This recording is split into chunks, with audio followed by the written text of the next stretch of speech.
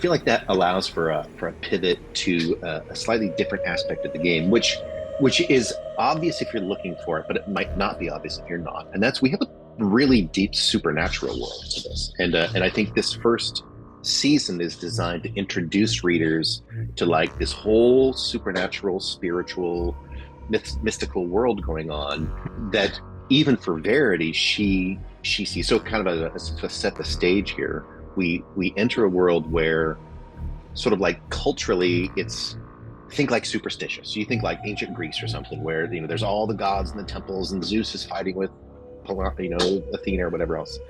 And so you imagine this world, but also there's the cynicism that says, yeah, but none of that's real, and like it's just sort of fairy tales. But pretty quickly we start to introduce that, oh, this is far more real than I thought. So I'm curious how you just like how did you experience this kind of like this undertone that's pretty, it's not much undertone, like it's actually there pretty quickly, but working with that, was that it? I think that was a new world for all of us. Yes, yeah. I mean, for me, certainly, like I kind of have a history within game development stuff on other teams of people very quickly wanting to go to like, what if it's a story about demons? And what if it's a story about ghosts? And being the person in the room that's like, what if instead? And like just offering something like very different, something unexpected. Because those were topics that like I don't know, just frankly speaking, I was raised in the height of the 80s satanic panic, like Right. where like I was not allowed to watch Scooby-Doo or the Smurfs because the Smurfs had spells and we couldn't play Pokemon. Like there were just so many things and it was like every exploration of something spiritual could be like this portal to a demonic Right. like realm or possession. And so I was always very nervous about those topics. And then I was very hesitant to write about them because I think it just, it. I had a pastor once who would always say that he was way less concerned about the content of a movie, a film, a book than about what it glorified. And that I think has always stuck with me and been a really, really good lens for me to think about things through to go, oh, yeah, like you can watch a movie where everyone in it is wretched, but does it glorify their wretchedness or is it a cautionary tale? Because then those are two different movies. Right.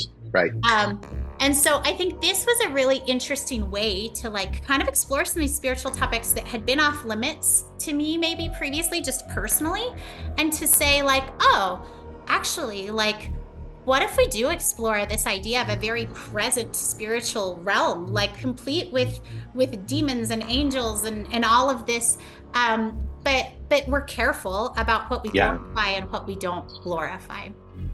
I'll tell you, I felt like so it was 10 years ago ish, maybe 15 years ago, where we did the Soma did its first game, maybe 2009. We did our first game was set in the same universe, right? So it's in this arc universe, and we had the steampunk thing, we had the kind of the physical backdrop, but it wasn't until really before, just shortly before we started writing this game, where we had a chance to come back to this world because we'd been doing Redwall all those years in between.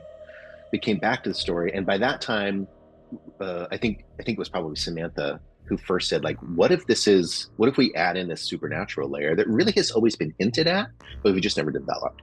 And I would say that thought, it really kicked this whole world into overdrive in a way that brought it to life, and I think a really exciting way. But it's weird territory. I'm like you, it's like I don't know how much is too far, and yet it's so fun. Like I feel like there's so much meat to play with here, and it's allowed us to think about, I think, really deeply and creatively about a world that frankly doesn't get much interest. It reminds me that there's most of my life there's been this notion like heaven, for lack of a better word, heaven, like the whole spiritual world was super monochrome, and just sort of like wispy people with maybe halos and harps. It was just boring, um, and I think that leads to a notion where hell seems way more interesting than heaven, right?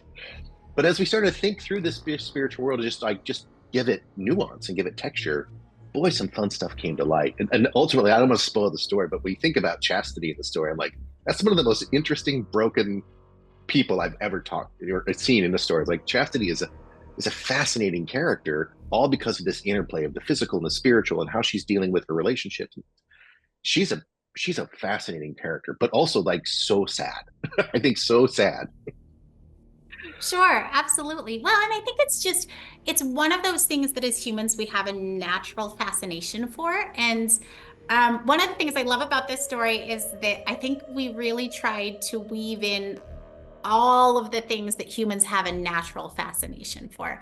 Yes. So like we love a good cult doc. Cool. Like there's some cult stuff in there. We love a good like affair or like romance scandal. So there's some of that woven in and like just all the things that naturally kind of captivate us as humans, usually because we don't understand them. Like Yeah. usually we watch these things and go, I don't understand. Like how could this person do that? And how could this person let it happen? And how did this person get wrapped up in it when they seemed Yes. like, and so I think that that kind of exploration of a spiritual realm, one that kind of fully acknowledges like there's a lot happening that we don't understand, Yeah. actually leads to really fascinating stories where maybe like what was more difficult for me and my upbringing was this idea that like we fully understood it. Like we Right. understood it. It was exactly like this or like that or like this, and this was right and this was wrong, and it was very clear.